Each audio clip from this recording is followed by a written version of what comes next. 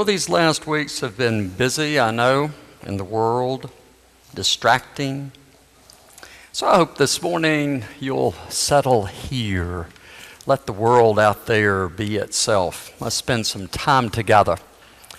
Next week, by the way, I want to remind you, we'll celebrate 4th of July and kind of what all that means for us as Americans, as Episcopalians, as people at St. John's, as people of faith. On Sunday morning, the music is stupendous. In Skip Church, they have something special for Skip, so all of you with children, please come. Come casual. Wear your red, white, and blue. We'll have fun. It's a great day. It's always a great celebration. I have something for you this morning so that our minds do turn to something other than the week's events, and it's the babies. So look at your order of service. You have work to do. And we don't have one picture on there that I wish we did because Henry Joseph McElrath will be baptized this week during the weekday celebration. I should have put his picture on here, and that's my bad because he is another sweet one. So we'll present his picture to you after his baptism, as we will all of these. When I look at these babies, I don't know, something came over me a few months ago. I just got more interested in baby smiles. I have no idea what that was about. But anyway, actually, I did some research. I'm not joking, and whether you like it or not, you're going to be the beneficiaries of my research. So I started reading about what it means about babies smiling, what's going on. And so I asked the parents to send me a picture, and this is no joke. Each one, these are the 3 pictures they sent, and they are exactly what I needed. Because they show us exactly, I didn't have to, pick the right ones. They intuitively sent me the ones that show exactly where the children are as they develop. So let's do a little of this. All right, so sweet little Ben at 3 months. Not quite what you would think of as a smile, but a very pleasant, thoughtful look, which is very typical, isn't it, of little babies. But see, that look is that beginning connection, that deep connection already of who are you, who am I, how are we together. You can tell by just the look. In the next few months, Ben will start smiling more and more. He probably already is. He'll smile. Sometimes we don't even know why he's smiling, like we don't know like young children why they smile, but he will smile more and more, and then he'll begin to smile around the familiar faces and voices near him. Mom, Dad, Grandma, and Granddad, both sides, all the aunts, uncles, all that business. He'll begin to respond in that way. And then his smile will even more become in response to social cues. And that's the most fun, isn't it? When they actually start smiling and responding because of something funny or something going on. And see, that's where we see Baby Joe. Because now Baby Joe is at that place. He's progressed through those next few months. And he has that, you see that, he's on the right side there. You see that big smile, and that's called that open mouth? It has a name, doesn't it? The psychologists are saying, yeah, it's called a Duquesne smile. It literally shows us something. His eyes are up, his cheeks are up, take a look, and his mouth is open. You see that responsiveness? I am ready for this. Come on, bring it on. This is great. At this age, and even a little before, they start really smiling and smiling on cue. They smile at the right stuff. They'll also smile and quit smiling, which shows us what they're doing. They're getting in touch internally with their own gyroscope, their own emotions. It's not just what's happening out there. They're in touch with what's happening in here, showing that control. So we see Joe doing all those things, all that engagement, and that smile is literally pure joy. That's what we see on his face. And then we see Jackson, just a little bit older again. Again, another little progression, each step. That smile is really indicative of, and we've all seen it, the baby's playing with a toy, right? They're playing, and then what do? They look to see if you get how much fun this is. And how do they do it? They smile at you. He will turn and smile at you. Doing what? Inviting you in. Bringing Jackson, LC, is starting to lead. Not just respond, he's starting to lead, bringing us in. It's called an anticipatory smile. He's anticipating the joy that you'll get that he's already gotten. Isn't that sweet? Isn't that wonderful? And now his smile, and will continue to be, as all these babies, all of them, their smiles will start to be a social tool, as they are for all of us. Smiles are one of the best things in the world. We know how powerful they are. Okay, well, that's all I know. That's it. No, I do know one more thing. Back to that thing, that mystery of why babies smile, and all the researchers kind of don't know, kind of do. But the Italians have a phrase for it.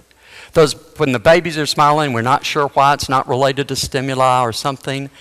And they call it sonando gli angeli, the dreaming of angels.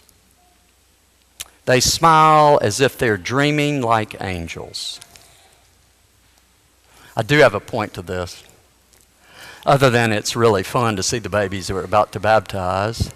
So our babies and young children remind all of us, that there is way more to life than biology. You are way more than the family genetic pool that you came with and will leave with. He said the other part of our life is that part of God breathing life into you and to me, into every one of us, giving us spirit life. Because that's what we are. We're bodies, flesh, as Paul says, but we are also spirit life. You see, we all do really share the dreaming of angels, all of us. Every one of us is born with both. You don't have to earn it.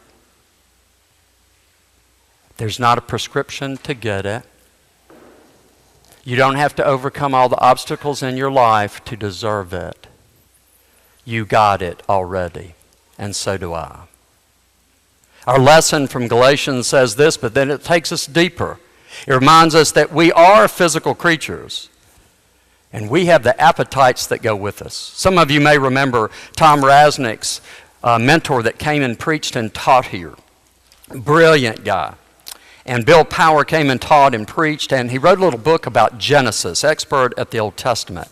And do you remember what he taught us about what the meaning of human is in Genesis, what the word means, the human creature? It means bundle of appetites. So get over it. You're just a bundle of appetites. And as Paul reminds us in the passage today, you know, sometimes those appetites work for you, sometimes they don't. Get over that too. Because there's no one that this does not apply to. If you want the real Christian message, you just got it. I didn't write it, the Scripture wrote it. We're all in the same place. Every person here, without exception. You see, that's why this applies so much to our faith. This is deeply embedded in us, to the point that most of you do not see it. I see it because I spend so much time watching you wrestle with it. It is so unconscious. You see, we get religion, don't we? Every one of us. And you know why? Because it's so external. We see it and we measure it. I can measure religion. Church attendance and membership. The belief system, what you say you believe, whether you practice it or not, we see that too. Our creeds, the way we fight about the nature of God, the nature of Jesus, who Jesus was, what this means. Religion is about Bible study, public worship, our rituals like marriage, and yes, even today, baptism. Religion has behavior. But people can be religious and not spiritual. And when we are religious and not spiritual, Jesus says, you are dead. You're dead to yourself and you're dead to the people around you. He actually really meant that. You see, spiritual life is the active ingredient to a healthy religion. And boy, we need a lot of healthy religion in the world. That is why that religion is so taught and preached in the South as morality. It's the least common denominator. It's being bad and good. Paul says today, get over it. You're bad and good. I got it. I hope you do. We're not here just to avoid the bad stuff. You see, it's easy to tell people how to be religious. We do it all the time. The church is the perennial bony finger. Got some message for you. It is way harder to help each other be spiritual. It is way harder, but it's way better. But spiritual life is hard to put your finger on. Let's be honest. It is really difficult. But I promise you, we do see it. I read a little thing that physician Bowen White wrote the other day. It's a little trade. He has a 3-year-old daughter. He's a busy surgeon, doctor. Don't know how often he is at home to put his child to bed, but he says he's there often. I'll leave that to him. But anyway, he has a little 3-year-old named Hope. And he has a ritual with her when he puts her to bed at night. They do a prayer together. And many of you know this prayer. You probably learned it. Now I lay me down to sleep, and I pray the good Lord my soul to keep. Well, they'll say that prayer together, and then they do their litany of people they're praying for, the things they're thankful for during the day. Then he tucks her in. He said recently one evening they said that prayer, and in the middle of it she stopped. At the end of it she stopped him and said, "Daddy, what is a soul?" He thought, And being a smart parent, teaching you parents, here's what you do. You say, "Well, what do you think?" Listen to what 3-year-old Hope said. She said, "Well, Daddy, a soul is God's memory." That's from a 3-year-old. We are God's memory. You are God's memory. Do you think God made you accidentally?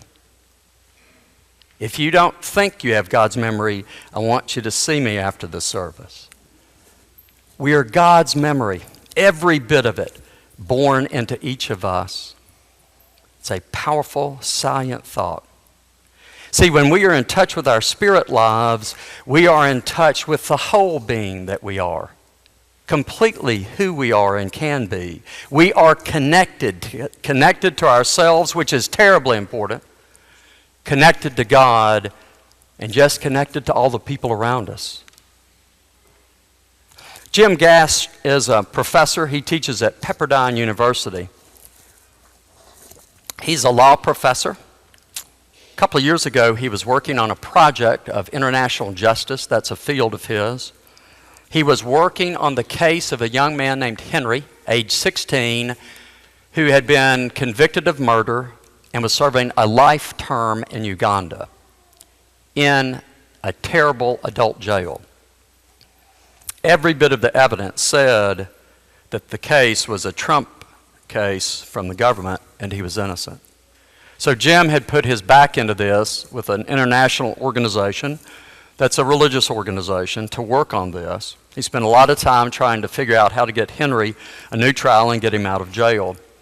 It was time for his sabbatical, and he realized something. He goes to church, and he realized kind of in a spiritual way, this must be what I'm supposed to do for my sabbatical. He had other plans, but he said, you know what? Henry's case is probably my sabbatical. So I'm going to go to Uganda. Then he got a second thought, or a third thought with that. I think I'll take my family to Uganda. Well, he has 3 teenagers and a wife, and they all said, wonderful idea. Where did you come up with that? We're going to Uganda? He said, it'll be great. We're going to go there for 6 months. Well, you can imagine teenagers in California said, not so much. But they actually did. He convinced them. They packed up. They moved to Uganda. He settled in. He was working on this case. And he was studying and doing some writing about international law, justice.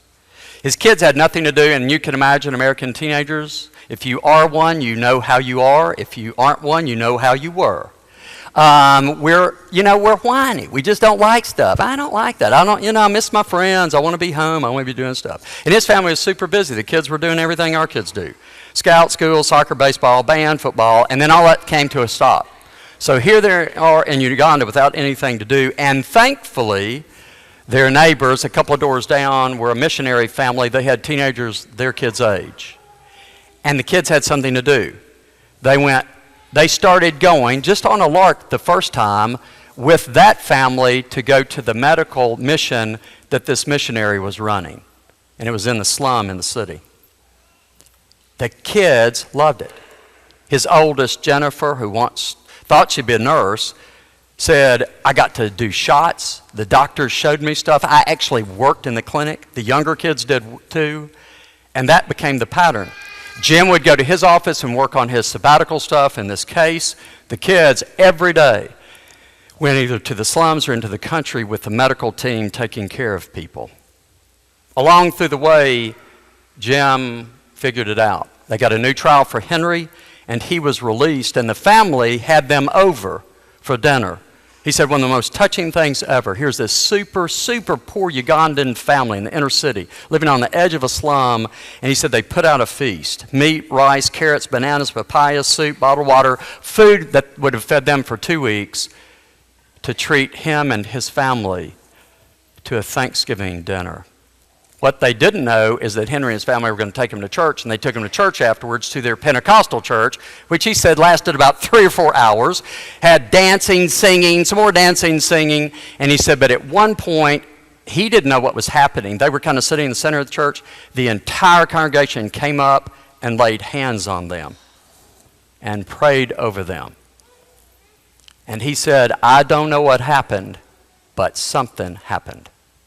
He said, because after that, I'm telling you, my family was different. He said, everybody seemed happier. He said, we were cheerful all the time.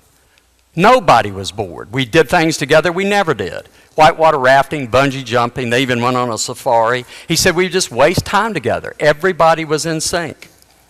When they got back to California after the sabbatical, it still held. The kids were still different. They were active, yes, back to their normal things, but they sat and talked at dinner. He said they wanted to be with us. They wanted to spend time together and with their parents. They were more motivated in school. Jennifer had now decided, and she's well on her way now, as I say this morning, she decided not to be a nurse but a physician. She's well on her way there. But one night they were discussing Uganda, remembering their stories. They were sitting and talking, and Jennifer, the oldest, said, wistfully, after they said some things, she said, Dad, I want to go home. He waited and he said very gently, sweetheart, you are at home. You see, home really is where our hearts are. Home is where our hearts are. Home is where our spirit lives. Home is where our spirit is alive. All of us need our spirits to live. Every one of us. And if we do well with all these little boys, because we have 4 of them that we will baptize today and this week, we hopefully can impart part of that message. They, like you and me, need a spiritual life. You see, Paul says, doesn't he, today, when our spirit is alive, we will find things like generosity and kindness and patience and peace and joy and love. They are the fruits of spirit living, more than we have ever experienced. You know, I spend a lot of time promoting religion. But I'll tell you, there are times our religion does not signify. It will not answer the dilemmas we face. It leaves us in quandaries. It often leaves us bitter with each other. It leaves us wondering what all this is about. And that's when I'm in that place, I know my spirit needs to be a little more alive. I need some spirit living to help me re-inform my religious practice. See, maybe like the Gash family, we all need a spiritual adventure. We talk about all kind of adventures. You will send your children, those of you who are parents, on all kind of things to enrich them. Think about a spiritual adventure and think about one for yourself. You don't have to move to Africa, but you do have to get a little more open, a little less protective of yourself. We're all rugged. We can take it. Let God have a go at us. Let that God's memory that is in you come to the surface. Let it inform you. Let it inform us. And then take a leap.